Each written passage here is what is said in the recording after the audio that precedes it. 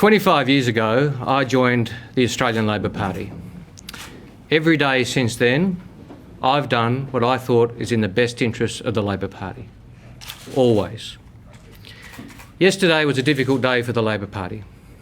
On that difficult day, I took the decision that the best thing for the Labor Party and for Australia would be for Kevin Rudd to return to the Prime Ministership.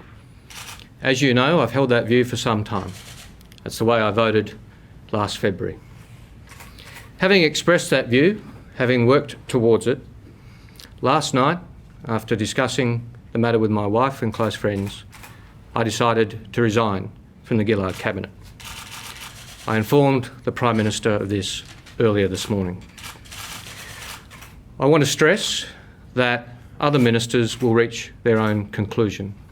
Other ministers who supported Mr Rudd will reach their own decisions. This is what I regard as the appropriate and honourable decision for me, and I completely respect the decision that other ministers may reach. Being a member of the Cabinet, that group of 20 or so people that makes decisions, that guides a nation of more than 22 million, is a huge honour.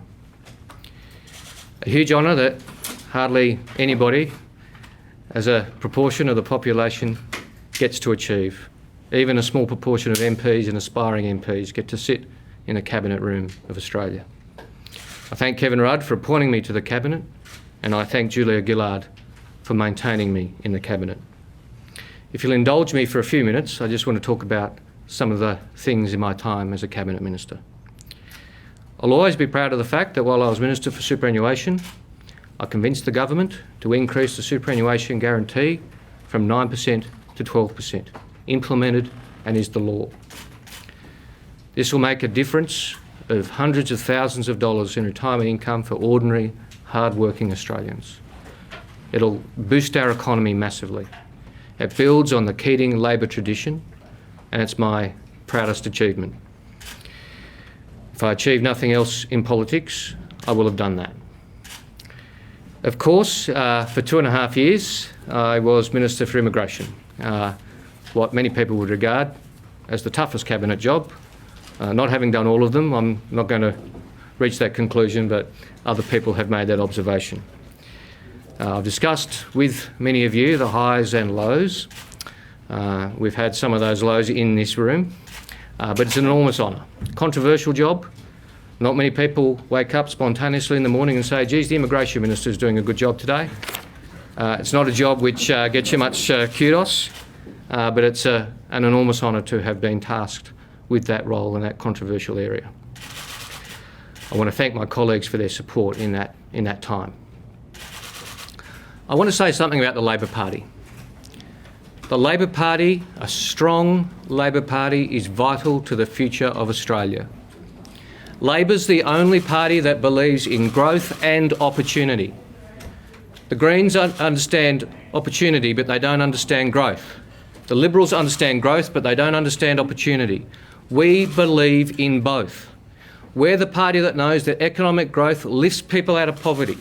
We're the party that knows that opportunity is what means a kid from Western Sydney can make it to university and federal cabinet. We're the only party which combines growth and opportunity and lifts people and provides for their aspirations to become a reality. If the Labor Party doesn't do it, who else is going to? If the Labor Party isn't strong, who's going to care about the kids from Western Sydney, the kids from Weipa, and them getting a fair chance at life and the opportunities of a world best education? The Labor Party is so important. We have to make sure that the Labor Party is strong. That's why I'm announcing today, of course, that I will recontest the seat of McMahon at the next election. I intend to fight vigorously and I intend to win it. My one regret this morning is that a very fine bunch of people out of work. My staff, there's some of them at the back tearing up, and they are a very fine bunch of people. Again, if you'll just indulge me for just a minute, I want to particularly thank my Chief of Staff, James Cullen, who joined me on the day I became a Member of Parliament and has been my Chief of Staff for the last several years, including almost all the time I was Minister for Immigration. A more loyal friend and a better advisor does not exist on the face of the planet. Ashley Medalia, my Deputy Chief of Staff, who's here, always finds a way to lighten the mood, even this morning with his puns. He's a former journo, perhaps that's why. Ashley has been, again, a great strategic advisor in many complex policy areas. And my press secretary, known to many of you, Bill Kyriakopoulos. He's not here today because his wife will be giving birth sometime in the next 24 hours. Not a finer press secretary in this government. Not a finer press secretary in this government. And we'll all be thinking of Bill and Cinzia over the next day or so as they welcome their little one into the world. I also want to just mention today my family. As you know, politics has an impact on families, the highs and the lows.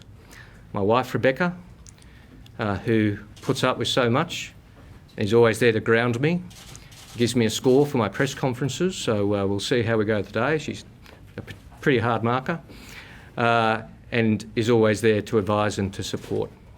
And my little treasures, Grace and Max, who also feel the impact of politics, although they think everybody's dad goes to sit in the green room in Canberra. They don't quite realise that it's a very special thing. They will get to see a little bit more of me.